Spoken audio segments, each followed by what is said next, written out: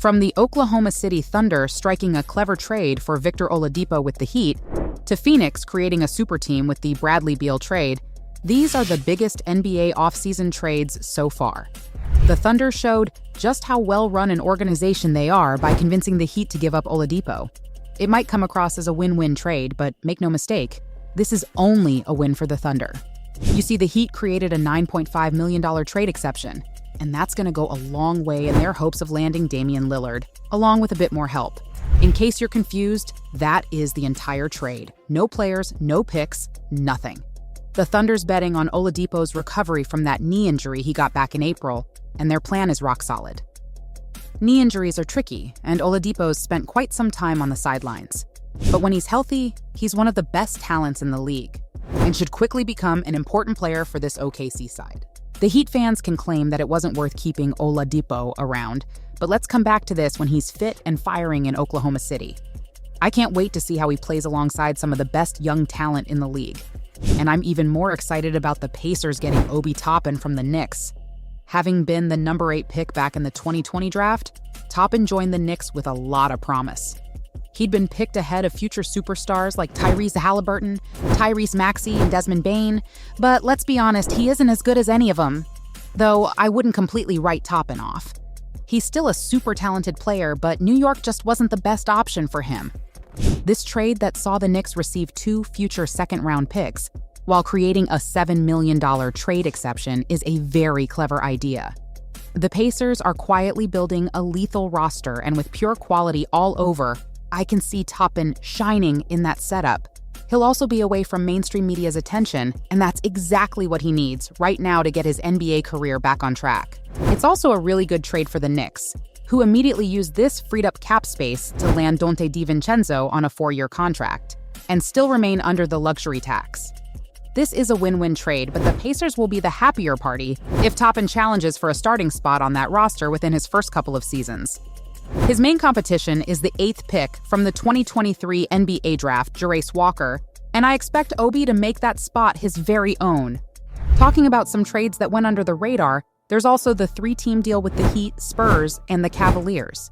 For those who don't know, Max Strus is a Cav, while Cedi Osman and Lamar Stevens will be teammates with Victor Wembanyama in San Antonio.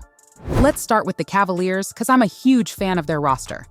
Their core of Donovan Mitchell, Evan Mobley, Darius Garland, and Jarrett Allen is awesome. It's better than most teams out there, and they only need a couple of tweaks to become a threat in the East. George Niang was a fantastic buy, and convincing the Heat to give up Strus was even better. Some fans weren't too convinced after a horror showing by Max in the NBA Finals, but Cleveland's done well to land him on a $63 million contract over the next 4 years. Strus is a good option, averaging over 35 from beyond the arc, and can play meaningful minutes, contributing big time as a defender. The Heat, on the other hand, received a 2026 second-round pick from the Cavaliers, while saving enough cap space to work with, ahead of what promises to be an exciting summer. The Spurs also got their hands on Osman, and that's a lovely buy, because if there's a coaching unit that can get the best out of him, it's the Spurs.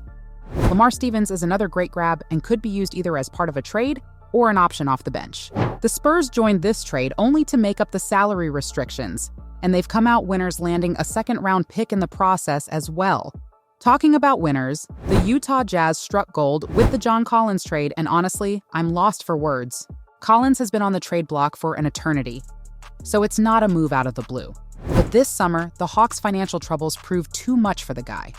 He's not worth going into luxury tax, and the Hawks' loss is definitely Utah's gain, because they didn't waste any time in making the trade. The Hawks were a little reluctant in pulling the trigger, but saved more than $25 million in trade exception. If not for this trade, the team risked losing their trio of DeJounte Murray, Saddiq Bey, and Onyeka Okongwu, since all three become free agents in summer of 24. It's never a good idea to dump talent like Collins, but the Jazz won't complain at all. They got rid of Gay, one of the worst players last season for Utah, and while they've taken a $78 million hit over the next 3 years, they wouldn't mind it one bit. Collins next to Lauri Markkanen will cook, and the Jazz have no financial concerns at all. And a little fun fact about this trade, did you know that Collins was born in Utah? So this is sort of a homecoming for him. And I can't wait to see that front court with Markkanen and Walker Kessler. Similar to the Jazz, the Wizards are looking great ahead of the 2024 season, and it's all thanks to the three-team trade they pulled off with the Boston Celtics and the Memphis Grizzlies. The Wizards got Tyus Jones, Danilo Gallinari, and Mike Muscala, along with a 2023 second-round pick. Celtics risked it all on Kristaps Porzingis while getting 2 first-round picks, and the Grizzlies' front office had a huge smile on their faces because they got Marcus Smart out of it. I hate what the Celtics did to Smart, not telling him before trading him, and that reflects poorly on the organization. But Smart will be made up because the Grizzlies play a similar defensive setup to Boston. His transition should be seamless, while the Celtics have taken a massive risk by trading away one of the best defenders in the NBA, someone considered the heart and soul of the franchise. Smart will be unreal in that Memphis side, while Porzingis, well, he's a disaster waiting to happen. When fit, he's great, but let's not beat around the bush. That man is made of glass. One injury and that $60 million commitment over 2 years will look like the mistake of the summer. The biggest winners are undoubtedly the Wizards. They get Tyus, while Gallinari and Muscala can be flipped for picks whenever they want. About time Washington caught a break, huh? Because they were also involved in the 2 biggest trades of the 23 summer so far, with Chris Paul and Jordan Poole switching coasts. From the Wizards' perspective, I really like this trade because the Warriors made a mistake in letting Jordan Poole leave. No, there are no 2 opinions on this one.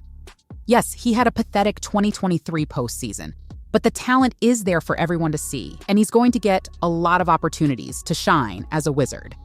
They also got their hands on Ryan Rollins and 1 first-round pick along with a second-rounder. That's a good trade when you consider that they were only giving up Chris Paul to make it happen. It's clear that the Warriors wanted to get rid of salary, and as a backup, it made more sense to push ahead with CP3, but they've ditched their 2-timeline plan with this trade. That said, all this wouldn't have been possible without the biggest trade of the summer, when the Phoenix Suns improved on their super team by adding Bradley Beal to the mix. The Wizards are big winners in this one too. Not only did they get out of that terrible Beal contract, but also received 6 second-round picks, 4 first-rounders, $3.5 million in cash, Landry Shamet and CP3, who they turned into Jordan Poole and plenty of other resources. It's also a decent move for the Suns, because they improve on Paul in their backcourt with a younger guard, and also add some much-needed depth with Jordan Goodwin and Isaiah Todd. Ultimately, if you look at this trade, you've got to consider all that Washington landed by trading CP2, and taking that into account, they've edged the Suns as winners of this blockbuster trade. So, from Phoenix creating a super team with the Bradley Beal trade, to the Thunder sneakily adding Victor Oladipo for practically nothing, these were the biggest NBA offseason trades so far.